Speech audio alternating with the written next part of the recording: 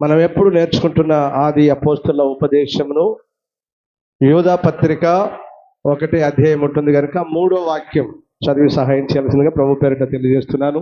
ప్రియులారా, మనకందరికి కలిగేడు రక్షణను గురించి మీకు వ్రాయవలనని విశేష ఆసక్తి గలవాడని ప్రయత్నపడుచుండగా పరిశుద్ధులకు ఒక్కసారి అప్పగింపబడిన బోధ నిమిత్తము మీరు పోరాడవలనని మిమ్మును వేడుకొనుచు మీకు వ్రాయవలసి వచ్చాను. అందరూ ఆమెను చెప్పండి గట్టిగా, ఆమేన్, హల్లెలూయా. కడవరి కాలంలో యందు కలగబోవు రక్షణ మనకు కలుగునట్లుగా పరిశుద్ధులకు అప్పగింపబడిన బోధ, పరిశుద్ధులకు అనగా అపోస్తలులకు ప్రవక్తలకు అప్పగింపబడిన బోధ నిమిత్తము మీరు పోరాడవలనని వేడుకొనుచు మీకు వ్రాయవలసి వచ్చింది అంటున్నాడు. దేవునికి స్తోత్రం, హల్లెలూయా, హల్లెలూయా. ఇప్పుడు చెప్పండి నాన్న, ఎవరి పరిశుద్ధులు అనంటే మనం ఏం నేర్చుకుంటున్నాం? అపోస్తలులు, ప్రవక్తలు. ఎవరండి? అపోస్తలులు, ప్రవక్తలకు అప్పగింపబడిన బోధ. ఏంటి బోధ? అపోస్తల కార్యాలు 2వ అధ్యాయం 38 నుంచి 42 వరకు. పేతురు, మీరు మారు మనస్సు పొంది పాప క్షమాపణ నిమిత్తము ప్రతివాడు యేసుక్రీస్తు నామమున బాప్తిస్మం పొందుడి, అప్పుడు మీరు పరిశుద్ధాత్మను వరము పొందుదురు. ఈ వాగ్దానము మీకును మీ పిల్లలకును దూరస్తులందరికీ అనగా ప్రభువైన మన దేవుడు తన యొద్దకు పిలిచిన వారందరికీ చెందునని వారితో చెప్పాను. ఇంకను అనేక విధములైన మాటలతో సాక్ష్యమిచ్చి మీరు మూర్ఖులకు ఈ తరము వారికి వేరే రక్షణ పొందుడని వారిని హెచ్చరించెను. కాబట్టి అతని వాక్యం అంగీకరించిన వారు బాప్తిస్మం పొందిరి. ఆ దినమందు ఇంచుమించు 3000 మంది చేర్చబడిరి. వీరు అపోస్తలుల బోధయందును సహవాసమందును రొట్టె విరుచుటయందును ప్రార్థన చేయుటయందును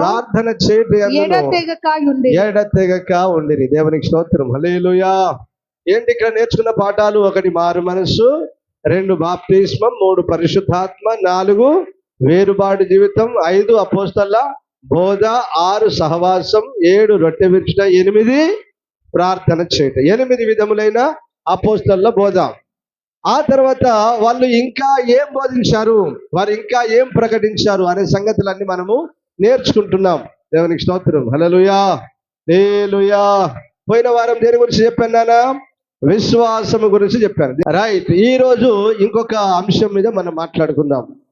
ఈ రోజు మనం నేర్చుకునే పాఠం ఏంటంటే ప్రేమ గురించి మనం నేర్చుకుంటాం.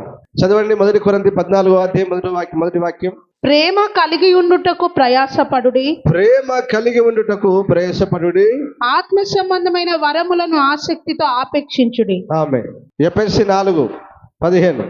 ప్రేమ కలిగి సత్యము చెప్పుచు క్రీస్తు వలె ఉండుటకు మనం అన్ని విషయములలో ఎదుగుదుము. ఆమేన్. ఫిలిప్పీ 2:2.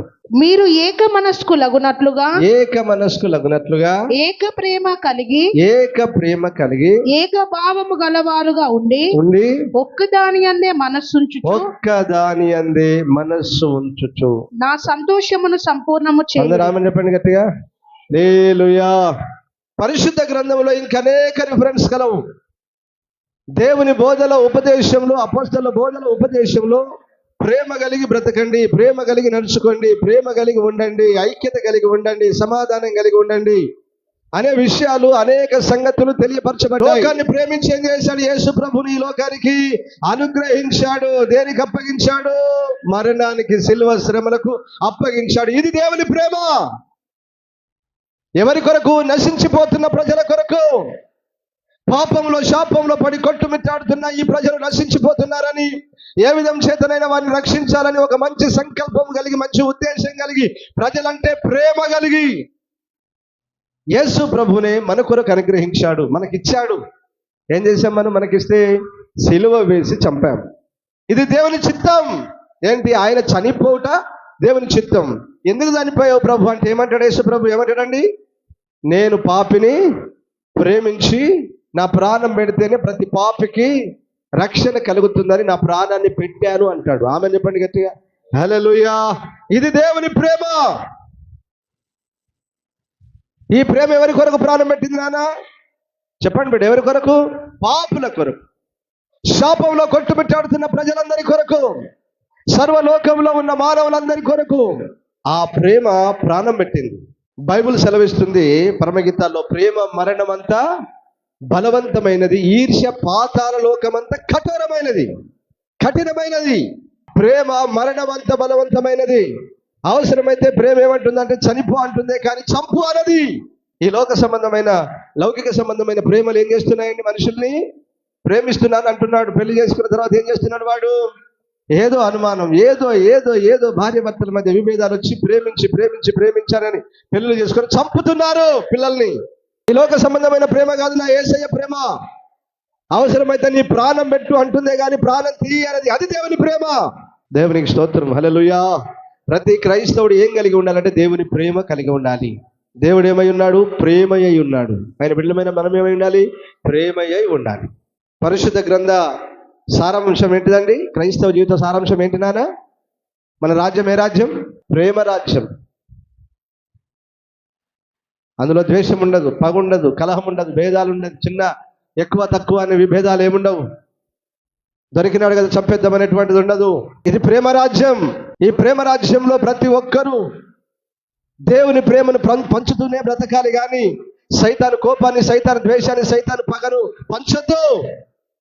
అసూయ పంచొద్దు. ఒకరి మీద ఒకరికి అసూయ, ద్వేషాలు, కోపం, పగ, కలహం ఉండద్దు. అది దేవుని ప్రేమ కాదు.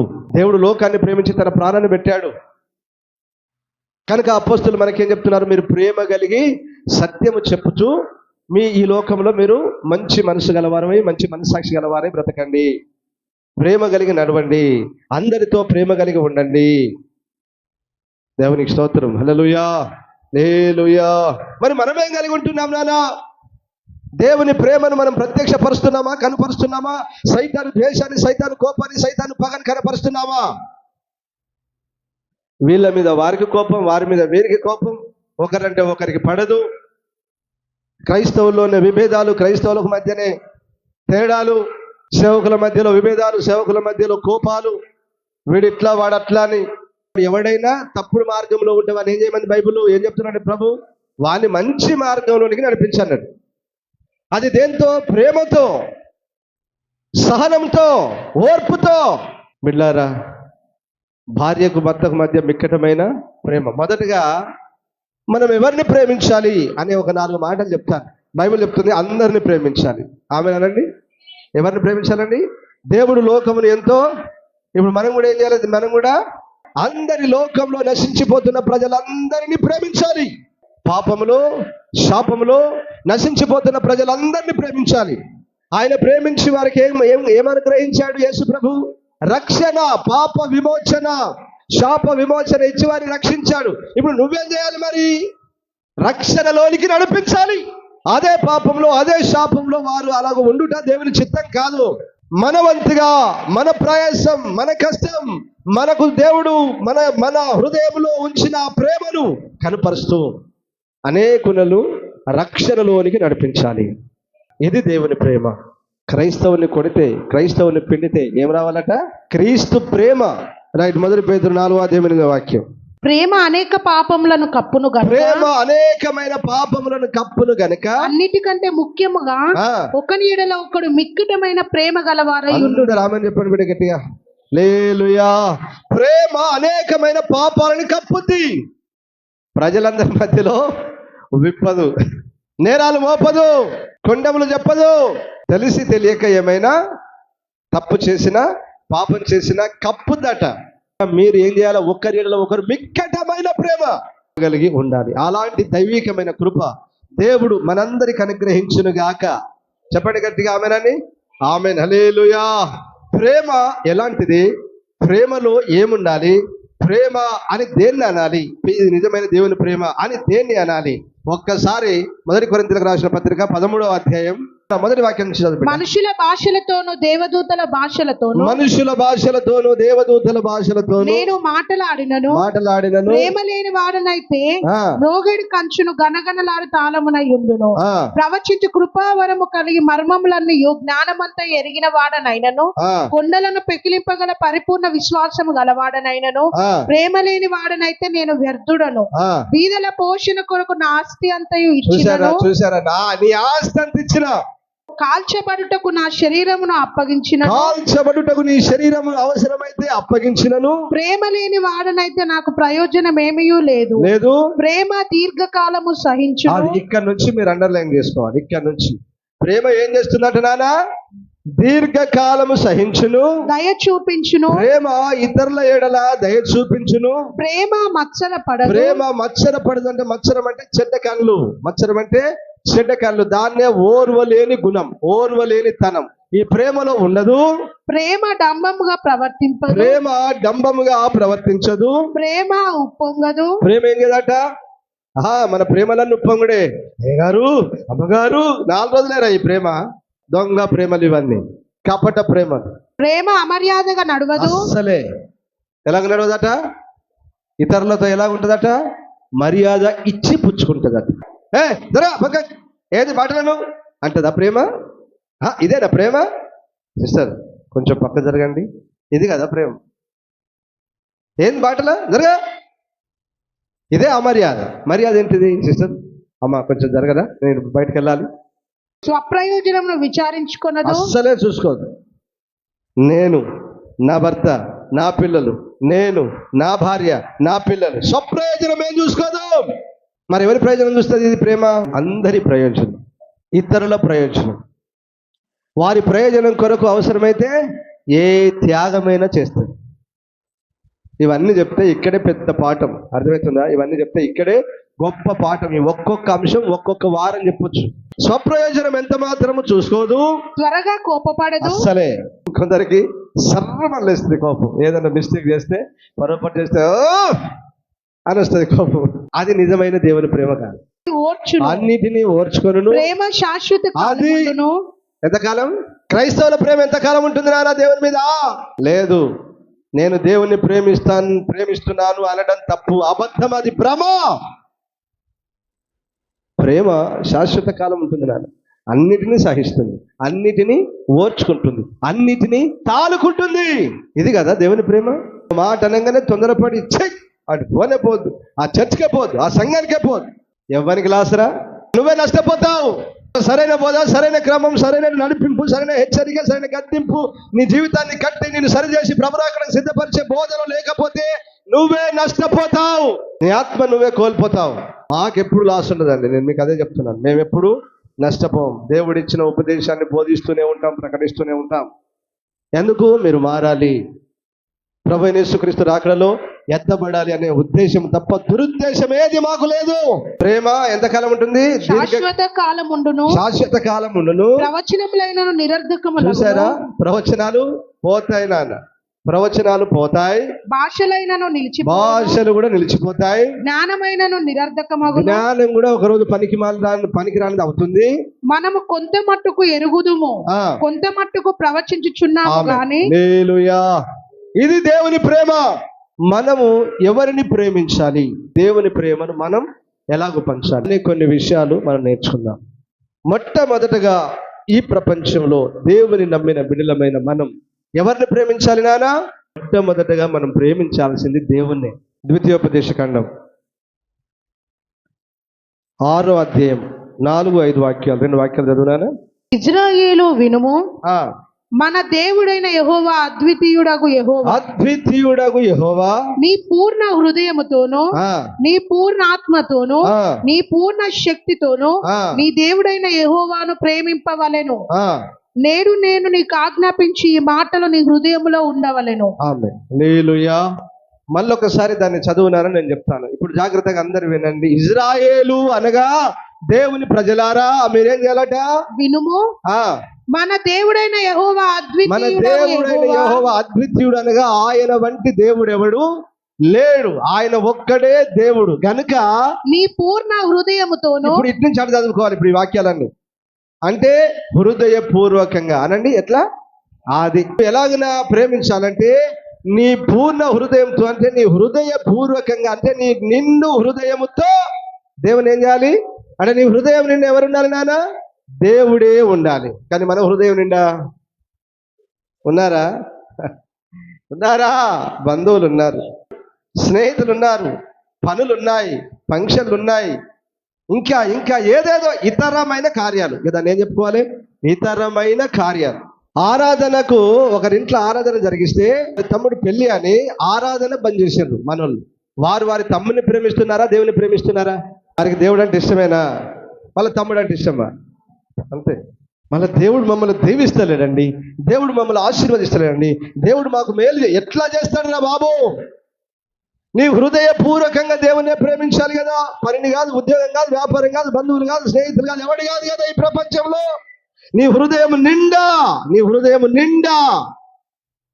ఎవరుండాలి? యేసు ప్రభువే ఉండాలి. ఓ ఇజ్రాయేలు, ఓ దేవుని ప్రజలారా, నీ పూర్ణ హృదయముతో, అంటే హృదయపూర్వకంగా, హృదయము నిండా పూర్ణ ఆత్మతోను. రెండోది ఏంటిది? నీ పూర్ణ ఆత్మతో. రెండోది ఏంటిది నాన్న? నీ పూర్ణ ఆత్మతో, అంటే ఆత్మపూర్వకంగా ఎవరిని ప్రేమించాలి? దేవునే ప్రేమించాలి. నీ పూర్ణ ఆత్మతో, నీ పూర్ణ శక్తితోను. నీ పూర్ణ శక్తితో ఎవరిని ప్రేమించాలి? దేవుణ్ణి ప్రేమించాలి. ఇంకా నీ దేవుడైన యెహోవాను ప్రేమింపవలెను. నీ పూర్ణ మనస్సుతో, అంటే నీ మనస్ఫూర్తిగా దేవుడినే ప్రేమించాలి. బైబిల్ ఏం చెప్తుంది? దేవునికిని సిరికిని రెండింటికి దాసులుగా ఉండలేరు. కాబట్టి దేన్నో ఒకదాన్నే ఏం కోరుకోవాలి మనం? సిరి అనగా డబ్బు, సంపద, ఆస్తులు. దేని కోరుకోవాలనా? మరి దేవుని కోరుకుంటే ధనాన్ని ద్వేషిస్తావు, లోకాన్ని, డబ్బును, బంధువులను, అందరిని ఏం చేస్తావు? ద్వేషిస్తావు. దేవుడు కావాలా? బంధువులు కావాలా? దేవుడు కావాలా? డబ్బు కావాలా? దేవుడు కావాలా? లోకం కావాలా? దేవుడు కావాలా? ఫంక్షన్ కావాలా? దేవుడు కావాలా? ఆచార సాంప్రదాయాలు కావాలా? దేవుడు కావాలా? అన్నదమ్ముడు అక్క చెల్లెళ్ళు కావాలి? ఎవరు కావాలి నీకు? అప్పుడు దేవుని మందిరాన్ని మనము విడిచిపెట్టవద్దు, దేవుని మందిరాన్ని మనము మరవద్దు. నేను చెప్తున్నాను, నిజమైన క్రైస్తవుడు అయితే, ఆమెనంటలేరు, మీరు నిజమైన క్రైస్తవులు అయితే ఆదివారం నాడు ప్రతి ప్రార్థనకు మానక దేవుణ్ణే వెంబడిస్తావు, దేవుణ్ణే సేవిస్తావు, దేవుణ్ణే ఆరాధిస్తావు. ఇక నిజమైన క్రైస్తవులు కాకపోతే నామకార్థ భక్తి పరులైతే, అది ఏ సంఘంలో ఉన్నా, నువ్వెవ్వరివైనాగా దేవుణ్ణి విడిచి, ఆరాధన విడిచి, ప్రార్థన విడిచి ఎక్కడికి వెళ్తావు? బంధువుల దగ్గరికి వెళ్తావు, తమ్ముడి పెళ్లికి వెళ్తావు, అక్క పెళ్లికి వెళ్తావు, చెల్లె పెళ్లికి వెళ్తావు, లేదా ఇంకొక దానికి వెళ్తావు, ఇంకొక దేనికైనా వెళ్తావు. అది సరి అయిన జీవిత విధానం కాదు. అప్పుడు నువ్వు చెప్పొద్దు ఏమని? దేవుడు అంటే నాకు చాలా ఇష్టం అండి అని చెప్పొద్దు. ఎప్పుడు వచ్చినావు నువ్వు గుడికి? ఎన్ని నెలలు అవుతుంది మందిరానికి రాక? ఎన్ని నెలలు అవుతుంది? ఎన్ని వారాలు అవుతుంది మందిరానికి రాక? మళ్ళీ దేవుణ్ణి ప్రేమిస్తున్నానని చెప్తావు. అబద్ధము, భ్రమలో బ్రతుకుతున్నారు క్రైస్తవులు. తప్పు. ఏ విధానం తప్పు, ఈ పద్ధతి తప్పు. ఒకడు నన్ను ప్రేమించిన ఎడలా నన్ను సేవించాలి, నన్ను సేవించేవాడు నన్ను వెంబడించాలి. ఇది దేవుని ప్రేమించడం అంటే. మాటతో, నాలుకతో కాక క్రియతోను, సత్యముతోను ప్రేమించాలి దేవుణ్ణి. ఒకడు ఎవరిని ప్రేమించాలి నాయన? మనస్ఫూర్తిగా, హృదయపూర్వకంగా, పూర్ణ బలంతో, పూర్ణ శక్తితో ఎవరిని ప్రేమించాలి బిడ్డ? దేవునే ప్రేమించాలి. నీ దేవుడైన యెహోవా అద్వితీయుడు, ఆయన వంటి దేవుడు ఎవడు లేడు, ఆయన ఒక్కడే దేవుడు కనుక ఆయన్నే ప్రేమించాలి. ఏంటి ఆయన ప్రేమించడంటే? ఏమన్నాడు యోహాను పత్రికలో? మరి యోహాను పత్రిక దినానా 5:1-3 వరకు. దేవుని మూలముగా పుట్టి ఉన్నాడు, పుట్టించిన వానిని ప్రేమించు ప్రతి వాడును ఆయన మూలముగా పుట్టిన వానిని ప్రేమించును. మనము దేవుని ప్రేమించుచు ఆయన ఆజ్ఞలను నెరవేర్చు వారమైతిమా, దేవుని పిల్లలను ప్రేమించుచున్నామని దాని వలననే ఎరుగుదుము. మనం ఆయన ఆజ్ఞలను గైకొనుటయే దేవుని ప్రేమించుట. చెప్పండి గట్టిగా హల్లెలూయా. ఏంటి దేవుని ప్రేమించుటంటే? దేవుని ప్రేమిస్తున్నానని చెప్పి వాక్యం తప్పి జీవించడమా? ఆజ్ఞను పక్కకు పెట్టడమా? దేవుని వాక్యాన్ని, ఉపదేశాన్ని పక్కకు పెట్టడమా? ఏంటన్నా దేవుని ప్రేమించుటంటే? దేవుని ప్రేమించే ప్రతి వాడు దేవుని ఆజ్ఞను గైకొనాలి, వాక్యానుసారంగా బ్రతకాలి. అది దేవుని ప్రేమించుట. ఆజ్ఞలను గైకొనుటయే దేవుని ప్రేమించుట. అందరూ ఆమెను చెప్పండి గట్టిగా హల్లెలూయా. అలాగున దేవుని ప్రేమించాలి. అంటే వాక్యానుసారముగా జీవించుటే దేవుని ప్రేమించుట. వాక్యము తప్పి జీవించు ప్రతి వాడు దేవుని ప్రేమించడం లేదు. వాడు దేవుని ఎరగని వాడు అని రాయబడింది. దేవుని ఎరగని వాడు అని రాయబడింది వాక్యంలో. అవన్నీ చదివిపోయానికి సమయం లేదు కనుక వదిలేస్తున్నారు. 2 యోహాను పత్రిక 1:6. మనం ఆయన ఆజ్ఞల ప్రకారము నడుచుటయే ప్రేమ. మీరు మొదటి నుండి వినిన ప్రకారము ప్రేమలో నడుచుకొనవలెను అనున్నదియే ఈ ఆజ్ఞ. నువ్వు దేవుని ప్రేమిస్తే దేవుడు చెప్పినట్టు వింటావా అని మనుషులు చెప్పినట్టు వింటావా? మన మనుషులు చెప్పిన మాటలు వినద్దు, దేవుని మాట వినాలి. దేవునికి మహిమ కలుగును గాక. ఆమేన్, హల్లెలూయా. ఎంత కష్టమైన, ఎంత బాధైనా, ఎంత ఇబ్బంది అయినా, ఎవరు ఎన్ని దూషించినా తిరస్కరించినా కూడా దేవుని మాట వినాలి. రెండవది, ఎవరిని ప్రేమించాలి?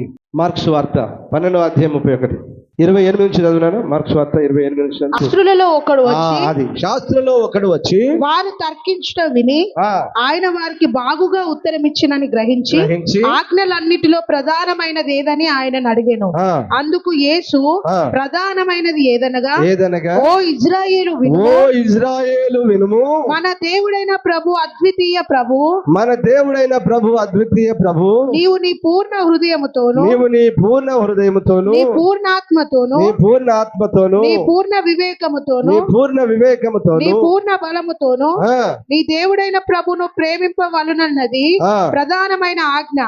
రెండవది, నీవు నిన్ను వలె నీ పొరుగు వారిని ప్రేమింపవలనన్నది రెండవ ఆజ్ఞ. అందరూ ఆమె చెప్పండి గట్టిగా. ఈ 2 ఆజ్ఞలు ఇచ్చిన కొత్త నిబంధనలో. ఒకటి, దేవుణ్ణి ప్రేమించు. రెండవది, నిన్ను వలె నీ పొరుగు వారిని ప్రేమించు. నీ వాడేవాడు, పొరుగువాడేవాడు చెప్పండి. నీ వాడంటే నీ బంధువు, నీ అక్క, నీ చెల్లె, నీ తమ్ముడు, నీ అన్న అని అనుకుంటాం. పొరుగువాడు అంటే పొరుగురు వాడు. నాది ఎవరు? పక్కూరు మాది. ఈ ఊరికి నేను ఈ ఊరికి పొరుగురు వాడిని కదా. ఎవరు వాడిని? పొరుగురు వాడిని. పొరుగురు వారిగా నేను ఈ ఊరికి వస్తే నన్ను చేర్చుకున్నారా? ఈ ఊరోళ్ళు చేర్చుకున్నారా? నిన్ను వల్ల నీ పొరుగు వారిని ప్రేమించు అంటే మిమ్మల్ని మీరు ప్రేమించుకున్నట్టుగా నన్ను ప్రేమిస్తున్నారా అండి? దేవుడు మిమ్మల్ని దీవించును గాక. ఆమేన్, హల్లెలూయా. ఈ పూట మంచి భోజనం చేస్తావు, నాకు పెడుతున్నావా? ఈ క్రిస్మస్కు మంచి డ్రెస్సులు తెచ్చుకుంటున్నావు, నాకు తెచ్చున్నావా? ఏదైనా నీ ఇంట్లో ఫంక్షన్ అయినా, ఏదైనా ఏదో గొప్ప అది అయినప్పుడు నన్ను కనీసం పిలువను కూడా పిలువవు. నువ్వు నన్ను ప్రేమిస్తున్నావా? మీరు నన్ను ప్రేమిస్తున్నారా? మరి ఎట్లా ప్రేమించినట్టు? ఎట్లా మీరు ప్రేమించినట్టు? నిన్ను వల్లే నీ పొరుగువాడిని ప్రేమించు అనంటే ప్రేమించడం లేదు. ఒకటి, పొరుగువాడంటే బయటివాడు, తనవాడు కానివాడు, తన గ్రామం కానివాడు, మొదటిగా తన ప్రజ కానివాడు. మీరు దేవుని నమ్మారు కదా, దేవుని బిడ్డ కాని వాడు పొరుగువాడు. మీ అక్క కావచ్చు, మీ చెల్లె కావచ్చు, మీ బంధువులు ఎవరైనా సరే. రెండవది, పరాయి గ్రామం వాడు, పరాయి దేశం వాడు, ఎక్కడి నుంచో వచ్చిన అతను. హల్లెలూయా, రైట్. ఎందుకు పొరుగువాడిని ప్రేమించాలన్నాడు దేవుడు? లేవికాండం దినాన్ని. ఇప్పుడు లేవికాండం 19:33-34. మీ దేశమందు పరదేశి నీ మధ్య నివసించున్నప్పుడు, మీ దేశంలో అంటే మీరు పాలు తేనెలు ప్రపంచ దేశానికి వెళ్తున్నారు కదా, ఆ దేశంలో పరదేశి నీ మధ్య నివసించినప్పుడు వానిని బాధింపకూడదు. మీ మధ్య నివసించు పరదేశిని మీలో పుట్టిన వాని వలె ఎంచవలెను. ఎట్లా ఎంచాలనా? మీలో పుట్టిన వాని వలె ఎంచాలి. అమ్మా ధర్మపురాలు ఎట్లా ఎంచాలి నన్ను? ఈ ఊర్లోనే పుట్టిన వాని వలె ఎవడెంచినట్ల. అసలు తిన్నా వాని కూడా అడిగేటప్పుడు దిక్కులేడు సార్. ఇక్కడ ఎప్పుడో కనబడితే ఆ దారిలో వస్తే అయ్యా ఉన్నారా అని అంటారు అంతే. ఇదారా మీరు ప్రేమించే దేవుణ్ణి? సేవకుని ప్రేమిస్తే దేవుని ప్రేమించినట్టు కాదా? నీ పొరుగువాన్ని ప్రేమిస్తే దేవుని ప్రేమించినట్టు కాదా? ఏది ప్రేమ? పై ప్రేమ, మాటలతో ప్రేమ. మా ఆత్మీయ తండ్రి డేవిడ్ రాజయ్య గారు అనేవాడు, కొడుకా ఈ ప్రజలందరూ నోట్లోనే బూరలు చేస్తారు కొడుకా, దొంగ ప్రేమ, నటిన ప్రేమ వెళ్ళదు అంటాడు. వలకబోస్తారు. అయ్యగారు, అమ్మగారు, అయ్యగారు ఏమి లేదల్లా, బస్సే లేదల్లా. కొందరు క్రియలతో ప్రేమించేవారు ఉన్నారు. దేవుడు వారిని దీవించును గాక. ఆమేన్, హల్లెలూయా. రైట్. ఎవరిని ప్రేమించాలి? నిన్ను వల్లే నీ పొరుగు వారిని ప్రేమించు. ఎందుకు ప్రేమించాలంటే, ఓ ఇజ్రాయేలు, నువ్వు ఐగుప్తులో పరదేశివై ఉంటివే. చదువునా మాట కంప్లీట్. నిన్ను వలె వానిని ప్రేమింపవలెను. ఐగుప్తు దేశంలో మీరు పరదేశులై ఉంటే. ఐగుప్తు దేశంలో నువ్వు పరదేశివైనావు. ఈ లోకంలో నువ్వు పరదేశివై ఉన్నావు. ఎన్నిక లేని నిన్ను పాపంలో శాపంలో కొట్టుమిట్టాడుతున్న నిన్ను ఆయన సొంత రక్తం చేత కడిగి ఆయన స్వచ్ఛలుగా నిన్ను చేసుకున్నాడు. కాబట్టి వారిని ప్రేమించు, వారిని ప్రేమించు. నిన్ను వలని పొరుగు వారిని నిన్ను వలే అంటే అర్థమైంది నాన్న? చెప్తారా? నిన్ను వలే అంటే నీకేం కావాలి చెప్పు బిడ్డ? నీకేం కావాలి? మంచి బట్టలు, మంచి తిండి, మంచి ఇల్లు, మంచి బండి, మంచి మంచి మంచి అన్ని నీకు కావాలి. అని నీకు కావాలా వద్దా? ఆల్ ఫెసిలిటీస్ నీకు కావాలి. పక్కోనికి వాడు నాశనం యాను, వాని ఇల్లు పెంట కుప్ప యాను, వాని పిల్లలు పాడు యాను. ఇదారా దేవుని ప్రేమ?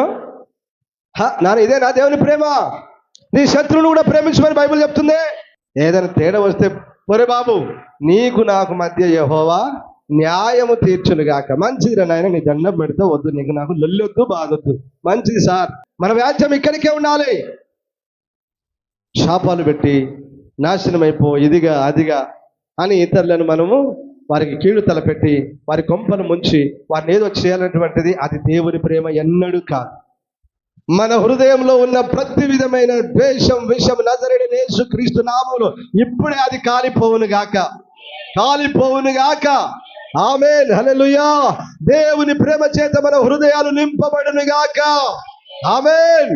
నశించిపోతున్న ప్రజలను ప్రేమించాలి. లోకంలో ఉన్న శాపంలో పాపంలో కొట్టుమిట్టాడుతున్న ప్రజలను ప్రేమించాలి. మొట్టమొదటిగా దేవుని ప్రేమించాలి. రెండవదిగా నిన్ను వలె నీ పొరుగు వారిని ప్రేమించాలి. మూడవదిగా నీ శత్రువును ప్రేమించాలి. లూకా సువార్త 6:27 వాక్యం. వినుచున్న మీతో నేను చెప్పున్నదేమనగా, వినుచున్న మీతో నేను చెప్పున్నదేమనగా, మీ శత్రువులను ప్రేమించుడి, మీ శత్రువులను ప్రేమించుడి, మిమ్మును ద్వేషించు వారికి మేలు చేయుడి, మిమ్మును ద్వేషించు వారికి మేలు చేయుడి. అందరూ ఆమేన్ చెప్పండి నాన్న. హల్లెలూయా. ఓ చాలా సంగతులు గలవు. నిన్ను ప్రేమించు వారిని ప్రేమించిన ఎడల నీకేమి మెప్పు కలుగుద్దురా, మీకు ఫలమేం కలుగుద్దురా? కనుక ఎవరు ప్రేమించాలి? వాడు ఆకలైందని నీ ఇంటికి వస్తే, దాహమైందని నీ ఇంటికి వస్తే వానికి ఏం చేయాలి? నువ్వు నీళ్ళు ఇవ్వాలి. వానికి ఏం పెట్టాలి? భోజనం పెట్టాలి. అప్పుడు ఏం జరుగుద్దట? నిప్పులు కుప్పగా వాని తల మీద పోసిన వాడవగదు. ఈ తల్లికి నేను ఎంత కీడు తలపెట్టాలని చూశానే, ఈ అన్నగారికి నేను ఎంత కీడు తలపెట్టాలని చూశానే. వీరు చూపిన ఈ ప్రేమ ఎంత గొప్పది.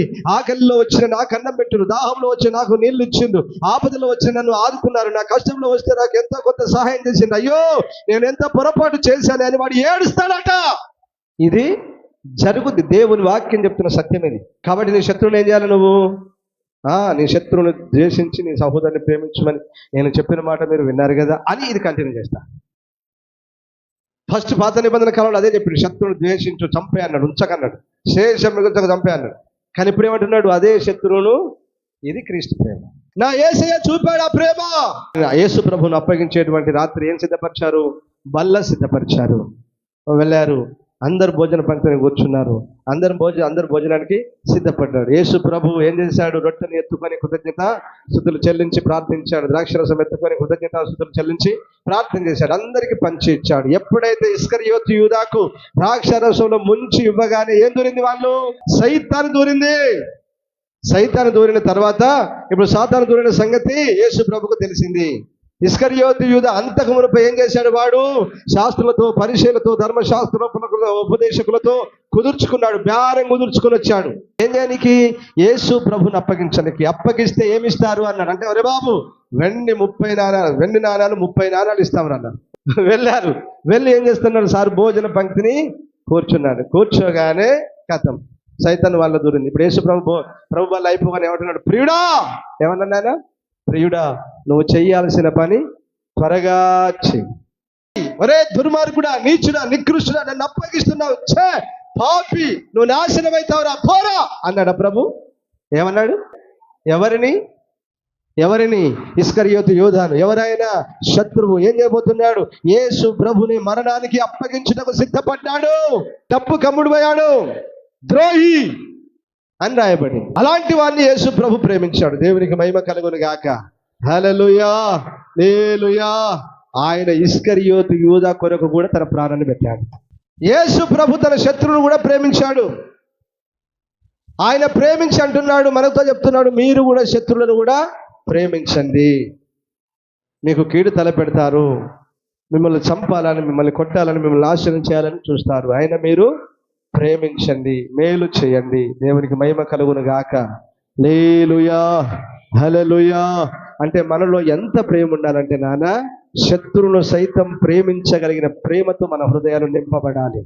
చెప్పగట్టి ఆమెనని. హల్లెలూయా. అందుకనే ఈ ప్రేమను ఏమన్నారు? కవులు, కళాకారులు ఏమన్నారు? దైవజనులు ఏమన్నారు? ప్రవక్తలు ఏమన్నారు? ఈ ప్రేమనట అగాధ జలములు ఈ ప్రేమను ముంచలేవు, అగ్ని జ్వాలలు ఈ ప్రేమను కాల్చలేవు. లోకాన్ని ప్రేమిస్తే నశించిపోతున్న ప్రజల్ని ప్రేమిస్తే మనలో ఏమంటుంది నాన్న? దేవుని ప్రేమ ఒక మంటగా మండుతుంది. అప్పుడు ఎవ్వరు మౌనంగా ఉండరు. ఏం చేస్తూ ఉంటారు వీళ్ళు? వాక్యమును ప్రకటించకుండా నేను ఉండలేను అని వెళ్ళి వాక్యాన్ని ప్రకటించాడు. దేవునికి మహిమ కలుగును గాక. ఆమేన్. హల్లెలూయా, హల్లెలూయా. కాబట్టి బిడ్డలారా, ఈ ప్రేమను ఏది ఆర్పజాలదు. కాబట్టి బిడ్డలారా, ఇలాంటి ఒక అద్భుతమైన ప్రేమ మనం కలిగి ఉండాలి. దీన్నే అగాపే ప్రేమ అన్నారు. ఏమన్నారు దీన్ని? అగాపే ప్రేమ. ప్రేమకు అంతం లేదు. దేవునికి స్తోత్రం. హల్లెలూయా, హల్లెలూయా. కాబట్టి నాన్న, మిక్కటమైన ప్రేమ కలిగి ఉండాలి. చెప్పండి, ఇప్పుడు ఎవరెవరిని ప్రేమించాలి? ఒకటి, దేవుణ్ణి. రెండవది, నిన్ను వలె నీ పొరుగు వారిని. మూడవది, నీ శత్రువులను ప్రేమించాలి. నాలుగవది, నశించిపోతున్న ప్రజల్ని, పాపంలో శాపంలో ఉన్న ప్రజల్ని ప్రేమించాలి. అందరినీ ప్రేమించాలి. దేవునికి స్తోత్రం. అలాగనే మన తోటి సహోదరులను కూడా ప్రేమించాలట. రోమీయులకు రాసిన పత్రిక 12వ అధ్యాయం 10వ వాక్యం. సహోదర ప్రేమ విషయంలో ఒకని యందు ఒకడు అనురాగము గల వారై ఘనత విషయంలో ఒకరినొకడు గొప్పగా ఎంచుకొనుడి. ఆమేన్. మన సహోదరులను మనం ప్రేమించాలి. ఇది పురుషుల గురించి చెప్పినప్పుడు సహోదరులు అన్నారు. స్త్రీల గురించి ఏం చెప్పాలి? సహోదరినీలు. మన తోటి అక్క చెల్లెళ్ళు, మన తోటి అన్న తమ్ములను.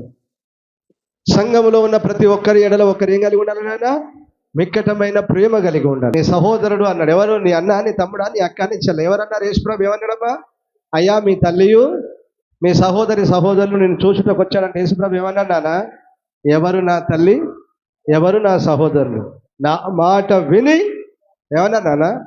నా మాట విని నా వాక్యానుసారంగా బ్రతికేవాడే నా సహోదరుడు, నా తల్లి. ఆ సమర్పణ ఏది నాన్న మీలో? ఆ సమర్పణ ఏది క్రైస్తవుల్లో? ఓ బ్యాచ్లు తయారైనాయి, ఓ గుంపులు తయారైనాయి క్రైస్తవుల్లో. వీళ్ళు ఇద్దరు గుంపు, వాళ్ళు ఇద్దరు గుంపు, వీళ్ళు ముగ్గురు గుంపు, వాళ్ళు. ఇది తప్పు. ఈ విధానం తప్పు. అందరూ కలుసుకోవాలి, అందరూ ఆలింగనం చేసుకోవాలి, అందరూ షేక్ హ్యాండ్స్ ఇచ్చుకోవాలి, అందరూ వందనాలు చెప్పుకోవాలి. ప్రేమ వందనాలు. ఒకరి ఎడల ఒకరు మిక్కటమైన ప్రేమ కలిగి ఉండాలి. మొదటి తెస్సలోనికైలకు రాసిన పత్రిక 3వ అధ్యాయం 13. పరిశుద్ధత విషయమై అనింద్యమైనవిగా ఆయన స్థిరపరచుటకై మేము మీ ఎడల ఎలాగూ ప్రేమలో అభివృద్ధి వర్ధిల్లుచున్నామో, మేము మీ ఎడల అభివృద్ధి పొంది వర్ధిల్లుచున్నామో, ఎలాగున ప్రేమలో అభివృద్ధి పొంది వర్ధిల్లుచున్నామో, అలాగే మీరును ఒకని ఎడల ఒకడును మనుషులందరి ఎడలను, అది ఇప్పుడు వచ్చింది, మనుషులందరి ఎడలను ప్రేమలో అభివృద్ధి పొంది వర్ధిల్లునట్లు ప్రభువు దయచేయును గాక. ఆమేన్ చెప్పండి గట్టిగా. హల్లెలూయా. ఒకరి ఎడల ఒకరు ఏ విషయంలో అభివృద్ధి పొందాలట? డబ్బుల్నా? దేంట్లోనా? డబ్బుల్నా? వెండి బంగారాలు సంపాదించు దేంట్లోరా? ప్రేమరా. యేసయ్య రాజ్యమే ప్రేమ రాజ్యం. మనలో నుంచి దేవుని ప్రేమే రావాలి కానీ సైతాను కోపం, పగ, ద్వేషం, కలహం రావద్దు. దేవుడు మిమ్మల్ని దీవించును గాక. ఈ ప్రేమలో అభివృద్ధి పొందాలి దినదినం. ప్రేమలో ఏం కావాలి? మనము దినదినం అభివృద్ధి పొందాలి. ఈ ప్రేమ విస్తరించాలి. అనేకులకు నీ ప్రేమ పంచాలి, అనేకులకు నీ ప్రేమ విస్తరించాలి. ఇప్పుడు అన్నాడు, అందరి ఎడల మీ ప్రేమ అభివృద్ధి చెందించండి. సహోదరులను ప్రేమించే విధానం ఎట్లా? ఇప్పుడు మొదటి యోహాను పత్రిక 3వ అధ్యాయం 16, 17, 18. ఆయన మన నిమిత్తము తన ప్రాణము పెట్టెను గనుక దీని వలన ప్రేమ ఎట్టిదని తెలుసుకొనుచున్నాము. మనము కూడా సహోదరుల నిమిత్తము మన ప్రాణములను పెట్ట బద్దులమై ఉన్నాము. ఈ లోకపు జీవనోపాధి గలవాడై ఉండి. ఈ మాట 17వ వాక్యం అండర్లైన్ చేసుకోండి.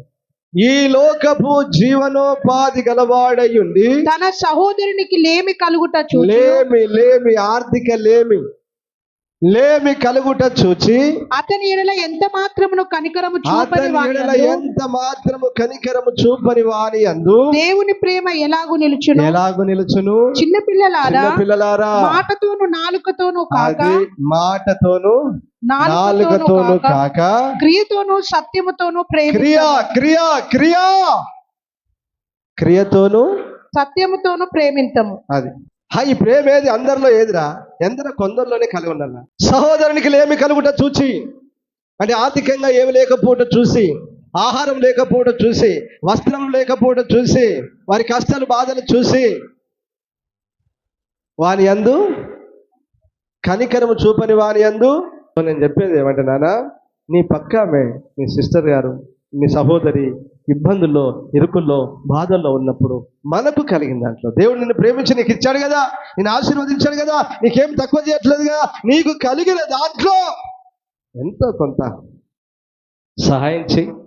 ఆ పూటకు డబ్బులు, కావాలంటే వస్త్రాలంటే వస్త్రాలు, హెల్ప్ చెయ్యి. అందుకని ప్రభు అన్నాడు, ఒరేయ్ మాటతో నాలుకతో కాదురా, క్రియతో సత్యంతో ప్రేమిస్తాం. ఆమెన్, హల్లెలూయా. క్రియలు చేయాలి. ఆర్థికంగా ఇబ్బందుల్లో ఉన్నప్పుడు, ఆహారం కొరతగా ఉన్నప్పుడు, ఇరుకుల ఇబ్బందుల్లో ఉన్నప్పుడు నీ సాధ్యమైనంత, నిన్ను వలేనే అన్నాడు కదా, నీ సాధ్యమైనంత సహాయం చేయి. దేవునికి మహిమ కలుగును గాక. సహోదరుని కొరకు ఏం పెట్టాలట? ప్రాణం 10 రూపాయలు అడిగితే నువ్వు ప్రాణం పెడతావురా?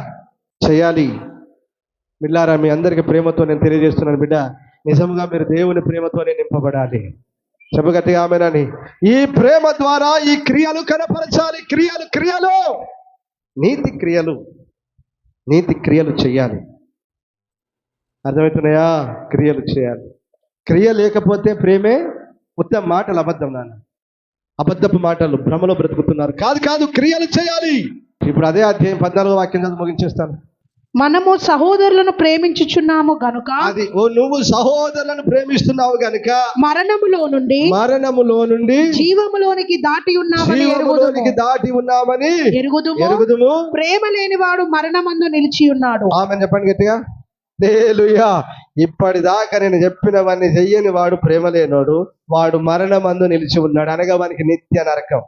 అదే సహోదరులను ప్రేమించి క్రియలు చేసి నీ ఇరుగు పొరుగు వారికి నీ వల్ల అయినంత వరకు సహాయం చేసి, మాట సహాయము, ఆర్థిక సహాయము, బట్టలు, ఏదో సంథింగ్ సహాయం చేసినట్లయితే నువ్వెక్కడున్నావు? ఇప్పుడు ప్రేమలో ఉన్నావు కనుక మరణాన్ని దాటేశావు, నిత్య జీవంలో ప్రవేశించావు. అందరూ ఆమె చెప్పండి గట్టిగా. హల్లెలూయా. నిత్య జీవంలో మనం ప్రవేశించాలంటే ఇతరులను ప్రేమించాలి. లోకంలో నశించిపోతున్న ప్రజలను ప్రేమించాలి. క్రీస్తు ప్రేమను పంచాలి. వారికి పేదవారిని, విధవరాలను ప్రేమించాలి, అనాథలను ప్రేమించాలి, రోగులను ప్రేమించాలి, వ్యాధిగ్రస్తులను ప్రేమించాలి. మొదటగా నీ దేవుని ప్రేమించాలి, నీ పొరుగు వారిని ప్రేమించాలి, నీ శత్రువులను ప్రేమించాలి, నీ సహోదరులను ప్రేమించాలి. ప్రేమ లేని వాడు మరణమందు నిలిచి ఉన్నాడు. ప్రేమ చూపేవాడు, ప్రేమ కలిగి ఉన్నవాడు నిత్య జీవంలో ప్రవేశిస్తున్నాడు. అలాంటి దైవికమైన కృప, నిత్య జీవంలో ప్రవేశించే కృప దేవుడు మనందరికీ అనుగ్రహించును గాక. దేవుడు ఈ మాటలు దీవించును గాక. మోకరించని ప్రార్థన చేసుకున్నాను.